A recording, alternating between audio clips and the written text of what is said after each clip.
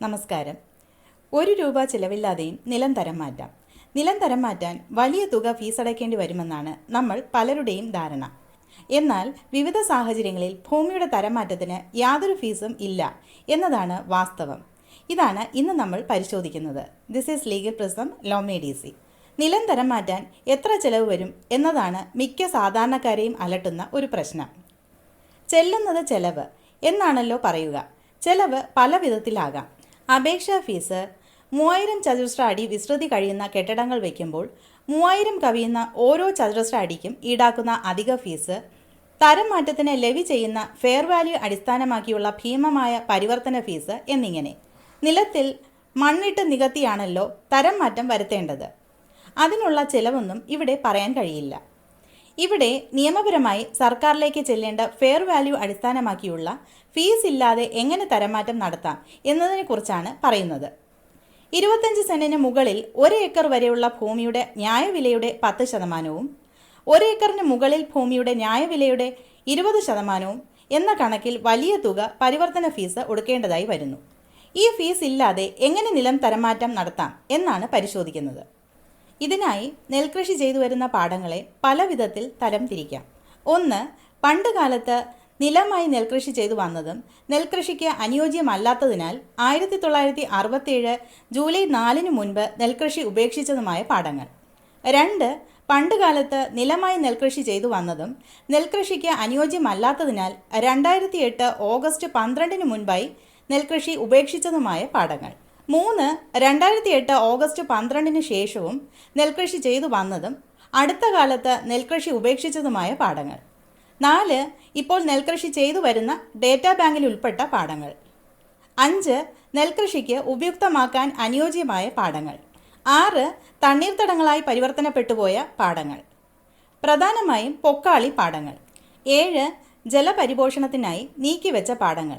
ഇതിൽ ആദ്യം പറഞ്ഞ 1967 ജൂലൈ 4 മുൻപ് നെൽകൃഷി ഉപേക്ഷിച്ച പാടങ്ങളുടെ പരിവർത്തനം ക്രമീകരിച്ച് ഉത്തരവ് ലഭിക്കാൻ ₹1 പോലും പരിവർത്തന ഫീസായി നൽകേണ്ടതില്ല.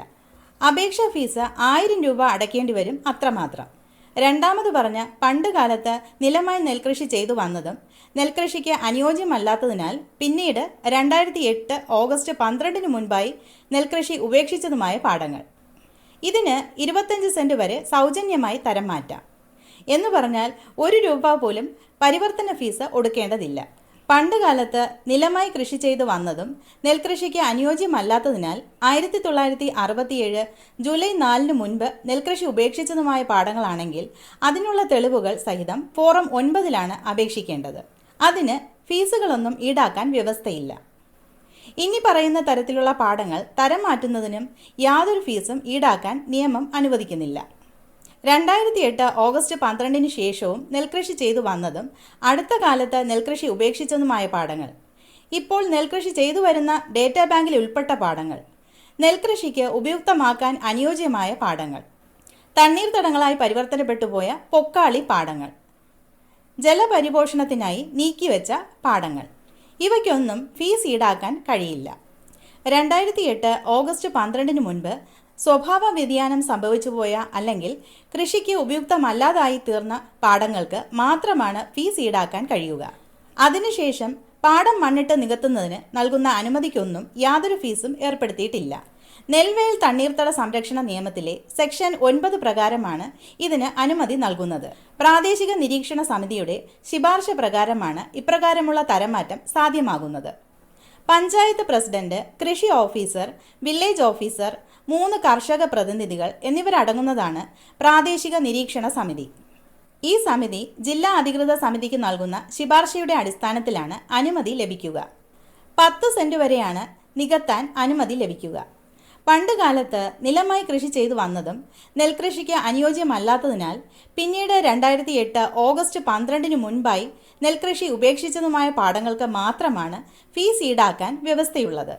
ഇവിടെയും 25 സെന്റ് വരെ സൗജന്യമാണ്.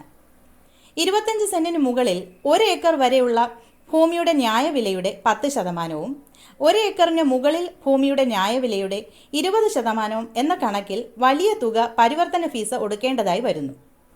അതായത് 1967 ജൂലൈ 4 2008 ഓഗസ്റ്റ് 12-നുമിടയിൽ പരിവർത്തനം വന്നുപോയ പാഠങ്ങൾക്ക് മാത്രമാണ് പിഴയായി പരിവർത്തന ഫീസ് ഈടാക്കുന്നത്. മറ്റൊരു പരിവർത്തനത്തിനും ഫീസ് ഈടാക്കാൻ നിയമത്തിൽ വ്യവസ്ഥയുള്ളതായി കാണുന്നില്ല. ഇപ്രകാരം ഫീസ് ഈടാക്കി പരിവർത്തനം നടത്തുന്നതിനു വേണ്ടി കൂട്ടിച്ചേർത്ത സെക്ഷൻ 27A സബ് ക്ലോസ് 6 പ്രകാരം യാതൊരു അനുമതിയും കൂടാതെ കെട്ടിടം നിർമ്മിക്കാമെന്ന് പറയുന്നുണ്ട്. അനുമതി വേണ്ട എന്ന് പറയുമ്പോൾ ഫീസും ഈടാക്കേണ്ടതില്ല എന്നാണ് മനസ്സിലാക്കേണ്ടത്. ഈ സൗജന്യം 10 സെന്റിൽ നിർമ്മിക്കുന്ന 120 m² വരെയുള്ള വീടുകൾക്കും 5 സെന്റിൽ നിർമ്മിക്കുന്ന 40 m² വരെയുള്ള കൊമേഴ്സ്യൽ കെട്ടിടങ്ങൾക്കും ലഭിക്കും. ഇങ്ങനെ ധാരാളം ലൂപ്പ് ഹോളുകൾ നിയമത്തിലുണ്ട്. വിശ്വസ്തനായ ഒരു ലോയറിൽ നിന്നും കൃത്യമായ നിയമോപദേശം വാങ്ങി തീരുമാനം എടുക്കാവുന്നതാണ്. ഡേറ്റാ ബാങ്കിൽ നിന്നും ഒഴിവാക്കി ഫോറം 6 സമർപ്പിക്കുന്ന കേസുകളിൽ പരിവർത്തന ഫീസ് നൽകേണ്ടതായി വരും. തരം മാറ്റത്തിനുള്ള വളരെയധികം അപേക്ഷകൾ തീർപ്പാക്കാൻ വേണ്ടി റവന്യൂ ഡിവിഷണൽ ഓഫീസുകളിൽ ഇപ്പോൾ കെട്ടിക്കിടക്കുകയാണ്. ഇതിനൊരു പരിഹാരം എന്ന നിലയിൽ റവന്യൂ ഡിവിഷണൽ ഓഫീസർമാരുടെ അധികാരം കൂടുതൽ ഉദ്യോഗസ്ഥർക്ക് നൽകിക്കൊണ്ട് അപേക്ഷകൾ തീർപ്പാക്കുന്നതിന് സർക്കാർ തീരുമാനം എടുത്തിരിക്കുകയാണ്. ഇതിനായി നിയമനിർമ്മാണം നടത്തി കഴിഞ്ഞ സെപ്റ്റംബറിൽ കേരള ഗവർണർക്ക് ഫയൽ അയച്ചിരുന്നു.